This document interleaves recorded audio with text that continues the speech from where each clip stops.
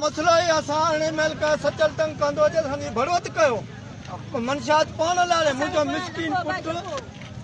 15-14 साल जो हुनखे बि संग्रासी बि अची चवनि तव्हां भड़वत कयो अलाइन पाण बेगुनाह कयो तव्हां खणी 100 लीटर लॻायो त उन जाइ ते ॾिसो हले त असांजी मील आहे कारखानो आहे छा आहे लॻल छो असां ही हालत असां इलाज लाइ पैसो बेरोमल जी पुलिस ते लानत सचल कांडे ते लानत जगे खान आई अमीर ते लानत बेशुमार लानत छा नालो आहे छोकरे जो जंहिंखे ॿधो घणी उमिरि आहे हुनजी 16 साल बताओ गरीब के बंदी नज़र सोने तो लगा सन खानवा मिला जादी शाजा के अपील था कयो अदी शाजा के अपील था के बिलावल के अपील था कांडे साहब के अपील था कयो सचल तो जुल्म करवा सना बस संग्राम से त्यो सचल हिन लगा जुल्म करवा था पाड़े पाड़े में सचल बैठो असानी खबर कोन के असा के तंग सा लड़े मत आए सचल जुल्म करवा सना सुबेदार भी करवा सचल भी करवा बस संग्रासी आन छो असां न जासी कयूं गरीबनि सां 100 लीटर सां गरीब उन्हनि जो माऊं भेणूं कोन्हे उन हू पाण कोन्हे उननि जो माऊं भेणूं कोन्हे हू माऊं भेणूं सम्झो ऑर्डर के उन द्वारा ॾींदा ऑर्डर हारी उन्हनि खे ॾींदा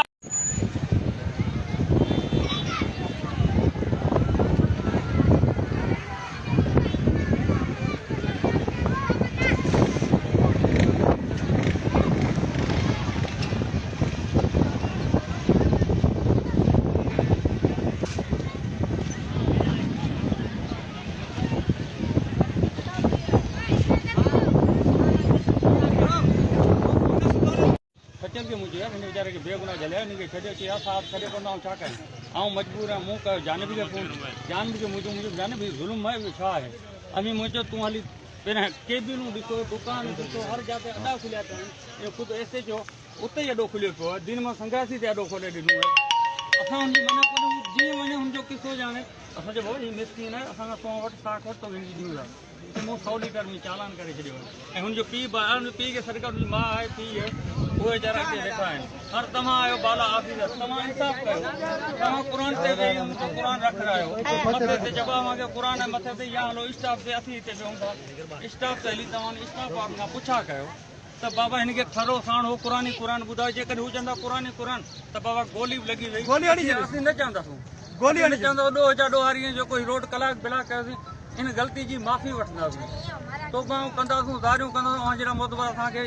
असांजी हालत आहे गरीबनि जी हीअ असां वटि पैसो कोन्हे इलाज करायूं असां साहब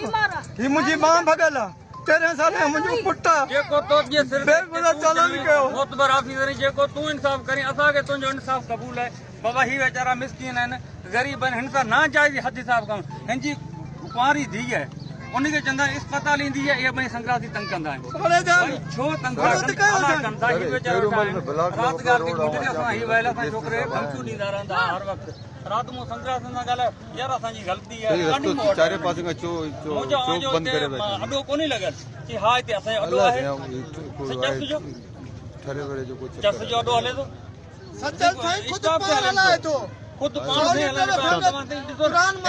कोर्ट जी पाबंदी है हाई कोर्ट जी पाबंदी है हुन केबिन ते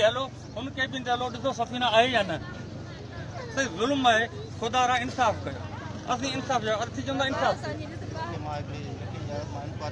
जी सर जी सर गलत है जी सर सजा मिलंदी केस निकाल महिरबानी हलो कितरो जी सर तो कितने पैसे न साईं हिते दिन मां संग्रासी आके मुंहिंजो घोट आहे जी हाँ